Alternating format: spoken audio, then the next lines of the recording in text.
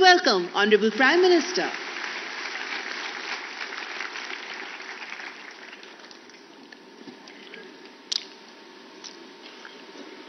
केंद्रीय मंत्रिमंडल के मेरे साथी अश्विनी वैष्णव जी,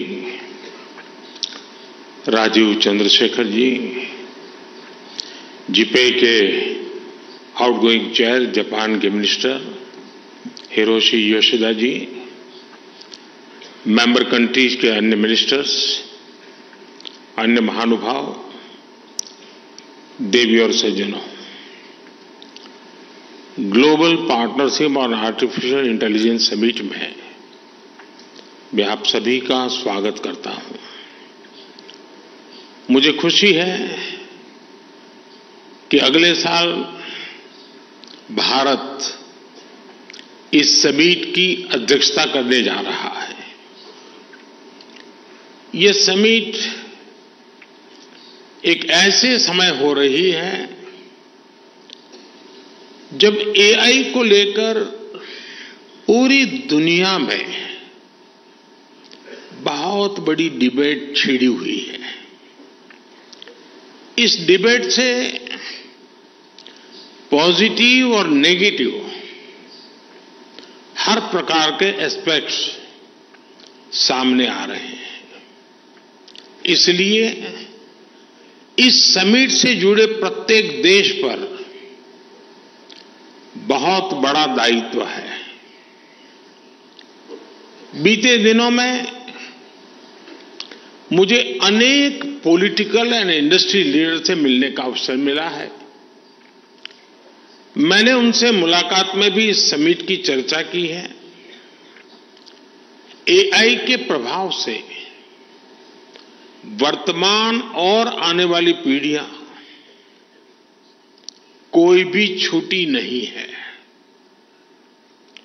हमें बहुत सतर्कता के साथ, बहुत सावधानी के साथ आगे बढ़ना है। और इसलिए मैं समझता हूं इस समिट से निकले विचार, इस समिट से निकले सुझाव पूरी मानवता की जो मूलभूत मूल्य है उसकी रक्षा और उसको दिशा देने का काम करेंगे। फ्रेंड्स, आज भारत एआई टैलेंट और एआई से जुड़े न्यू आइडियाज का सबसे प्रमुख प्लेयर है। भारत के युवा tech experts, researchers AI limits को एक्सप्लोर कर रहे हैं। भारत में हम एक बहुत ही जोश से भरी हुई एआई इनोवेशन स्पिरिट देख रहे हैं। यहां आने से पहले मुझे एआई एक्सपो में जाने का अवसर मिला।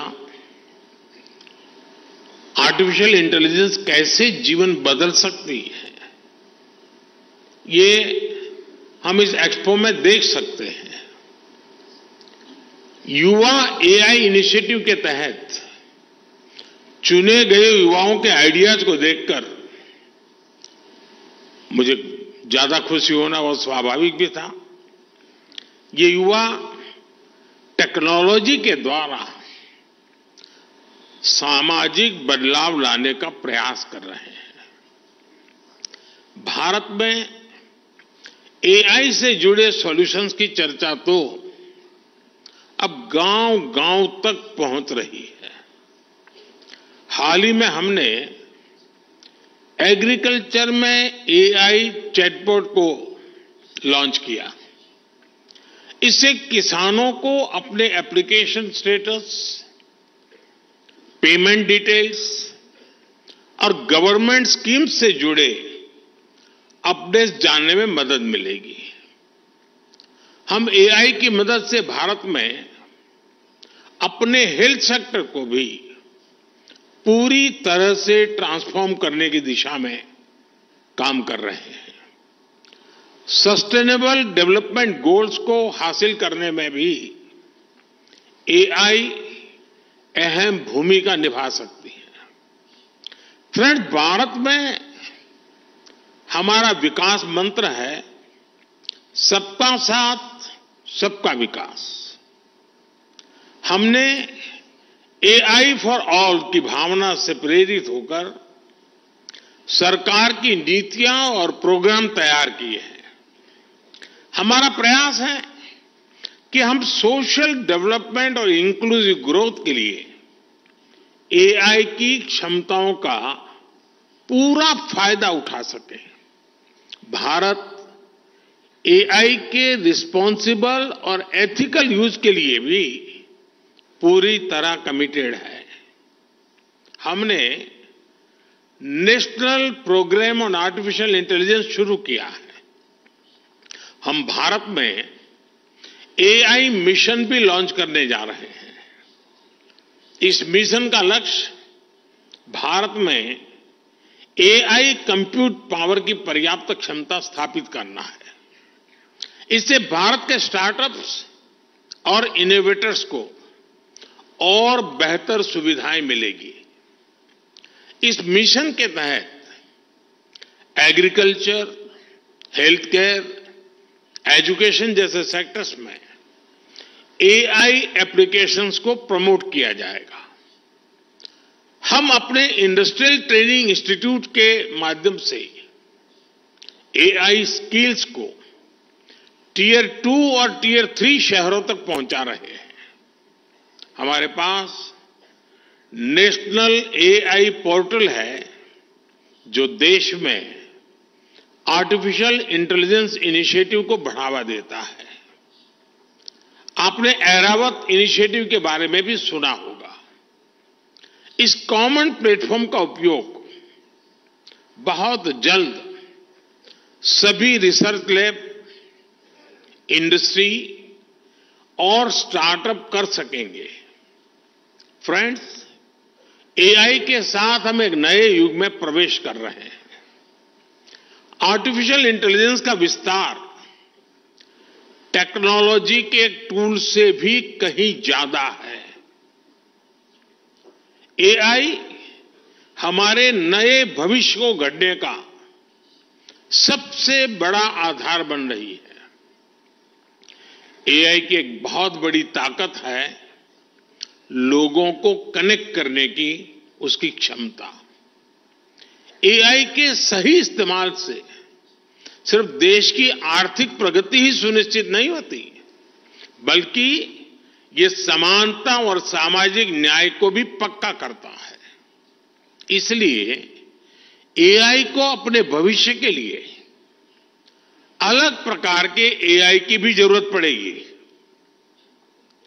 यानी एआई को ऑल इंक्लूसिव बनाना पड़ेगा, ऑल आइडियाज को अपनाना पड़ेगा। एआई की डेवलपमेंट जर्नी जितनी ज्यादा इंक्लूसिव होगी, उसके परिणाम भी उतने ही ज्यादा इंक्लूसिव आएंगे। हमने देखा है कि पिछली शताब्दी में टेक्नोलॉजी तक अनइक्वल एक्सेस की वजह से समाज में मौजूद असमानताएं और बढ़ गई थी। अब इस तरह की गलती से हमें पूरी मानवता को बचाना है। हम जानते हैं कि टेक्नोलॉजी के साथ जब डेमोक्रेटिक वैल्यूज जुड़ जाती हैं तो वो इंक्लूजन की दिशा में मल्टीप्लायर के तौर पर काम करती है। इसलिए आर्टिफिशियल इंटेलिजेंस के भविष्य की दिशा भी ह्यूमन वैल्यूज पर, डेमोक्रेटिक वैल्यूज पर पूरी तरह निर्भर करेगी। आर्टिफिशियल इंटेलिजेंस हमारी एफिशिएंसी को बढ़ाने में मदद कर सकता है, लेकिन ये हम पर है कि हम इमोशंस की भी जगह बनाए रखें। आर्टिफिशियल इंटेलिजेंस हमारी इफेक्टिवनेस को बढ़ा सकती हैं, लेकिन ये हम पर है कि हम अपने एथिक्स को भी बनाए रखें। इस दिशा में ये मंच विभिन्न देशों के बीच सहयोग बढ़ाने में मदद कर सकता है। फ्रेंड्स, किसी भी सिस्टम को सस्टेनेबल बनाने के लिए उसे ट्रांसफॉर्मेटिव, ट्रांसपेरेंट और ट्रस्टेड बनाना पड़ता है। इसमें कोई संदेह नहीं कि एआई ट्रांसफॉर्मेटिव तो है ही, लेकिन ये हम पर है कि हम इसे ज्यादा से ज्यादा ट्रांसपेरेंट बनाएं। अगर हम इस्तेमाल हो रहे डेटा और एल्गोरिदम को ट्रांसपेरेंट और फ्री फ्रॉम बायस बना सके तो एक अच्छी शुरुआत होगी। हमें दुनिया भर के लोगों को यह यकीन दिलाना होगा कि एआई उनके लाभ के लिए है, उनके भले के लिए है। हमें दुनिया के विभिन्न देशों को यह भी विश्वास दिलाना होगा कि इस टेक्नोलॉजी की विकास यात्रा में किसी को भी पीछे नहीं छोड़ा जाएगा। एआई पर ट्रस्ट तब बढ़ेगा जब एआई से जुड़े एथिकल, इकोनॉमिक और सोशल कंसर्न्स पर ध्यान दिया जाए। उदाहरण के लिए, अगर अपस्किलिंग और रीस्किलिंग एआई के ग्रोथ कर्व का हिस्सा बन जाए तो युवा ये भरोसा कर पाएंगे कि एआई उनके भविष्य की बेहतरी के लिए है।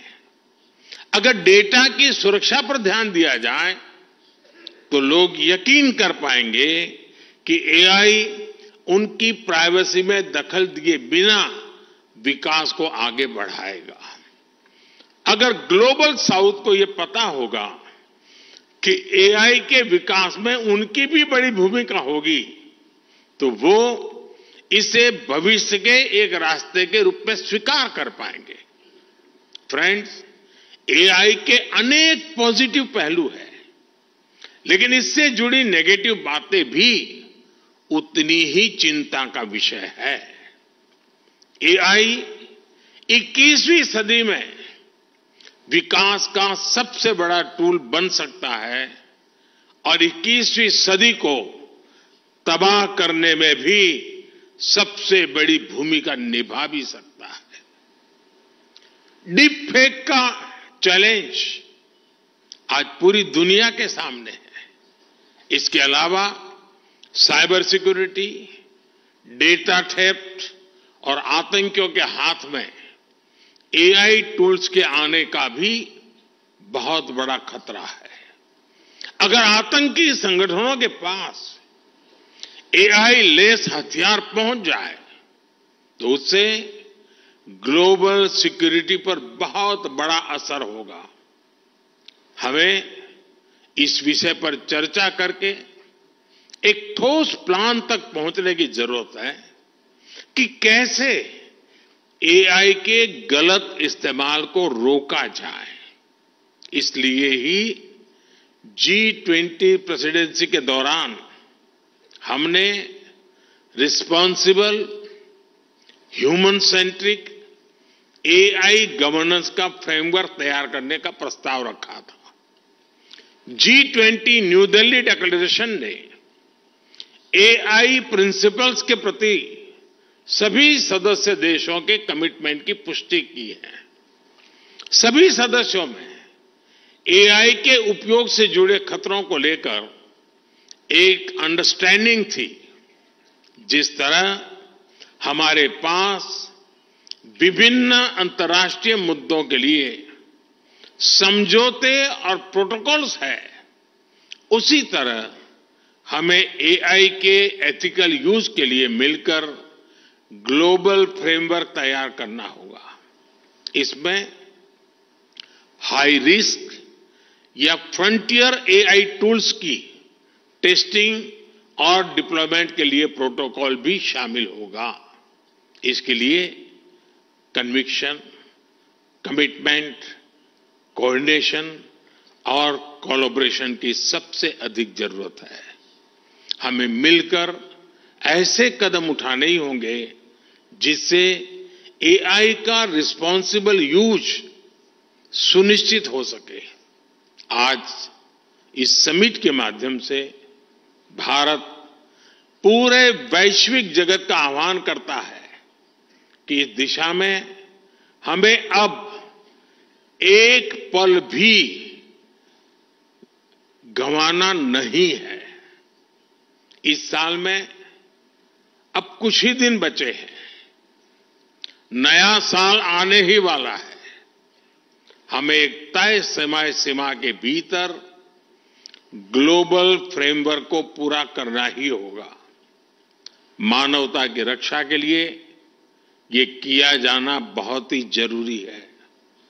फ्रेंड्स, एआई सिर्फ एक नई टेक्नोलॉजी ही नहीं है, ये एक वर्ल्ड वाइड मूवमेंट बन गई है। इसलिए हम सभी का मिलकर काम करना बहुत ही आवश्यक है।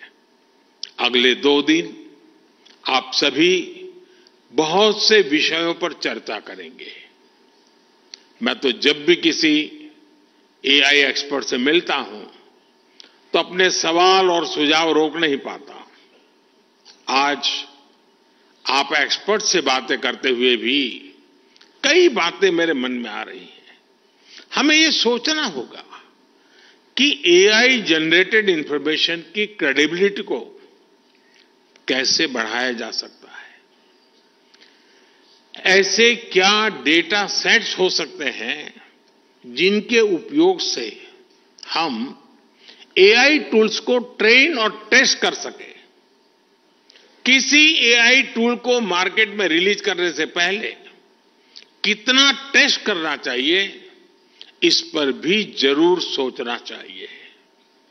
क्या हम कोई सॉफ्टवेयर वाटरमार्क इंट्रोड्यूस कर सकते हैं जो ये बताएं कि ये इंफॉर्मेशन या प्रोडक्ट एआई जनरेटेड है।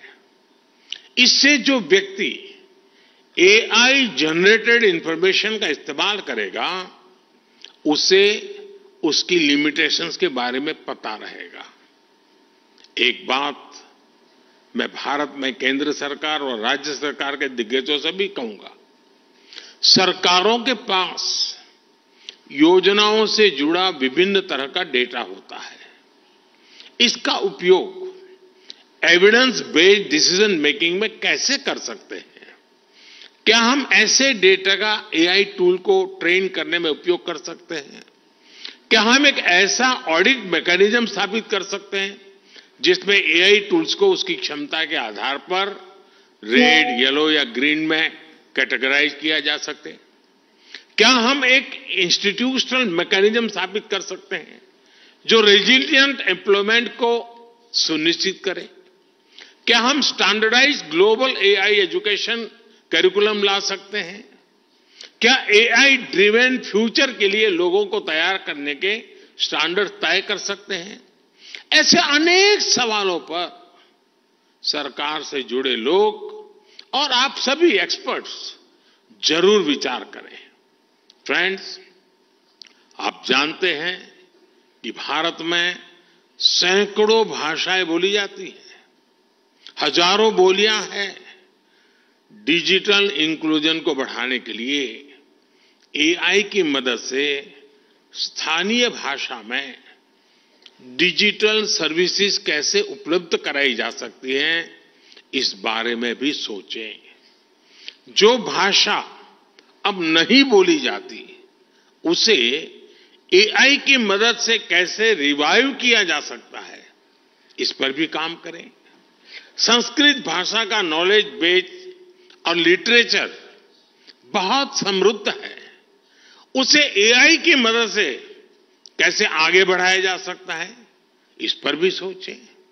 एआई की मदद से वैदिक मैथमेटिक्स के मिसिंग वॉल्यूम्स को क्या फिर से जोड़ा जा सकता है, इस बारे में भी प्रयास किया जाना चाहिए। फ्रेंड्स, मुझे विश्वास है कि ये समिट आइडियाज एक्सचेंज करने का बेहतरीन अवसर उपलब्ध कराएगी। मैं चाहता हूं कि इस समिट में शामिल होने वाले हर डेलीगेट के लिए एक ग्रेट लर्निंग एक्सपीरियंस साबित हो। अगले 2 दिनों तक आप एआई के विभिन्न पहलू पर गहनता से विचार विमर्श करेंगे। मुझे आशा है कि हमारे पास स्पेसिफिक आउटकम्स होंगे। इन पर अमल करके हम एक रिस्पॉन्सिबल और सस्टेनेबल फ्यूचर के निर्माण का रास्ता जरूर सशक्त करेंगे। आप सभी को मेरी बहुत बहुत शुभकामनाएं हैं। बहुत बहुत धन्यवाद। नमस्कार।